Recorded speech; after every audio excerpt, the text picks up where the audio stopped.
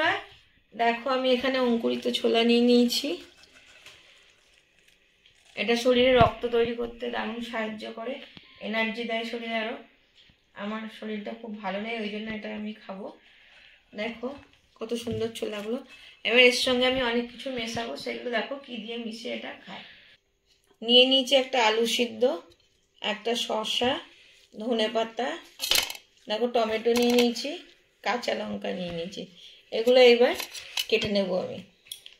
প্রথমে দেখো আলুগুলো কাটছি। দেখো আলুগুলো কেটে নিয়েছি। এবার শসাটা আমি কেটে নেব।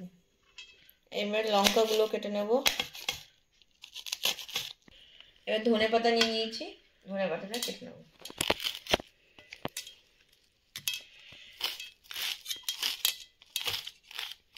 দেখো সব টমেটোটা কেটে নিয়েছি।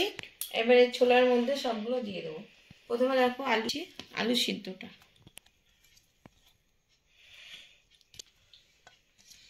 দিয়ে দেবো, শসাটা, ধনেপাতা দিয়ে দেবো প্রত্যেকে, টমেটো দিয়ে দেবো। আমি কিন্তু সবজিগুলো সব আগে ধুয়ে নিয়েছিলাম। কাঁচা লঙ্কা কুচিগুলো দিয়ে দিয়েছি। তোমরা এর মধ্যে কাঁচা পেঁয়াজও দিতে পারো আর লেবুর রস দিতে পারো। আমি যেহেতু ওষুধ খাচ্ছি ওইগুলো খাবো না, তাই হচ্ছে আমি এইগুলো দিয়েছি। আমি পেঁয়াজও দিইনি, লেবুর রসও দিইনি। এই দুটো দিলে কিন্তু দারুণ টেস্ট হয়। দেখো দিয়ে দেবো একটু চাট মশলা, উপর থেকে দিয়ে দেবো। একটু বিট লবণ ছড়িয়ে দেবো। তোমরা এমনি লবণও দিতে পারো চাইলে, বিট লবণ দিলে কি একটু টেস্ট হয়।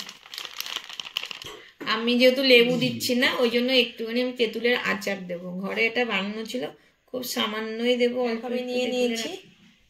এভাবে ভালো করে মাখিয়ে নেব। এটা কিন্তু খাওয়া শরীরের পক্ষে খুবই ভালো। আমি শরীরে প্রচুর, এটা আমার রক্ত কম বলে আমি এটা খাচ্ছি, কিন্তু এমনি যাদের এনার্জি পাওয়ার কম তারাও এটা খেতে পারবে। অঙ্কুরিত ছোলা সবাই খেতে পারবে।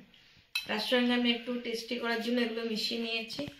তোমরা এইভাবে কে কে খাও? আমি যখন কলেজে পড়তাম তখন ট্রেনে যাতায়াত করার সময় বা ইউনিভার্সিটিতে যখন আসতাম, ট্রেনে কিন্তু এগুলো প্রচুর বিক্রি হয়, এখনও বিক্রি হয়। আমি তখন খেতাম কাঁচা ছোলা, খুব ভালোবাসি।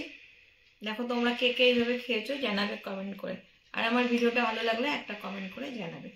টাটা বন্ধুরা।